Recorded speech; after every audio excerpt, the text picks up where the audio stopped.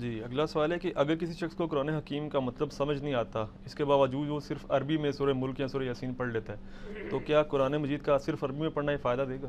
فائدہ تو دے گا، لیکن قرآن کا اصل مقصد تلاوت نہیں ہے، اصل مقصد اسے فالو کرنا ہے۔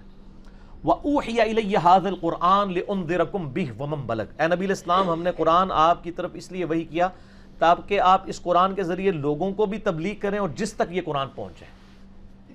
اس طریقے سورہ صاد میں قرآن اس لیے نازل کیا تاکہ اس کی آیات کے اوپر تدبر کرو، یعنی قرآن میں یہ مضمون بڑی جگہ ہے، میرا اس کے اوپر پورا ریسرچ پیپر ہے، ریسرچ پیپر نمبر 4 ہے، امام الانبیاء کی دعوت قرآن صلی اللہ علیہ وآلہ وسلم۔ قرآن کا پرائمری مقصد ہے اس کو فالو کرنا، تلاوت کرنا نہیں سر۔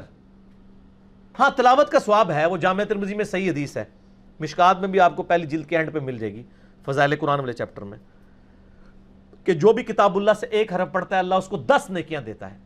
پھر آپ صلی اللہ علیہ وآلہ وسلم نے فرمایا میں نہیں کہتا کہ الف لام میم ایک حرف ہے، بلکہ الف ایک حرف، لام ایک حرف اور میم ایک حرف ہے۔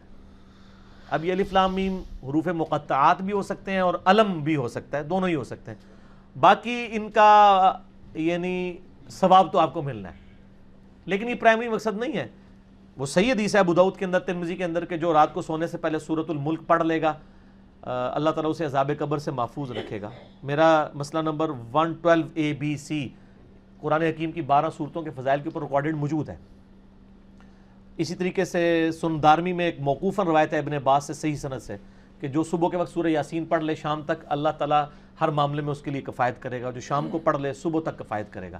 وہ فضائل اپنی جگہ موجود ہیں، لیکن ان کے لیے نہیں۔ ایک بندہ یعنی سورہ یاسین پڑھ رہا ہے، سورہ ملک پڑھ رہا ہے، سورہ فاتحہ پڑھ پڑھ کے دم کر رہا ہے، لیکن اس کا عقیدہ ایاک نعبد و ایاک نستعین نہیں ہے، صرف فاتحہ کے دم ہی پر ڈالتا ہے، تو سر دوزخ میں جائے گا نا اگر توحید درست نہ کی۔ تو قرآن کا اصل مقصد ہے قرآن کے عقائد کے اوپر عمل کرنا، اس کی ترویج کرنا۔ یہ سائیڈ بینیفٹ ہے، قرآن کی جو بالائی ہے، کریم ہے، وہ قرآن کی تعلیمات ہے، باقی تو سائیڈ بینیفٹ ہے، ثواب بھی ہو جائے گا، ٹھیک ہے۔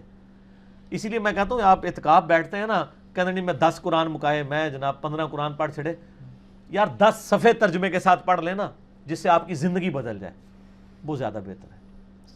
تو بال یہ ایکسٹریم رویے ہیں، بعض لوگ جو یہ کہتے ہیں نا کہ جی بغیر ترجمے کے وہ پڑھے گا کوئی فائدہ نہیں ہوگا، وہ بھی غلط کہہ رہے ہیں، ثواب تو ہونا ہے جی، اس میں کوئی شک نہیں ہے، لیکن اصل جو فائدہ تھا وہ نہیں ہوگا، ٹھیک ہے۔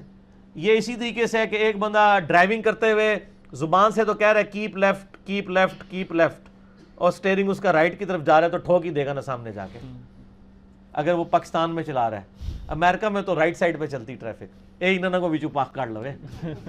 تو میں اس لیے کہہ رہا ہوں، تو خالی زبان سے بولنے سے نہیں ہوگا، باقی آپ کا عمل بھی اس کے اوپر گواہ ہونا چاہیے، ٹھیک ہو گیا۔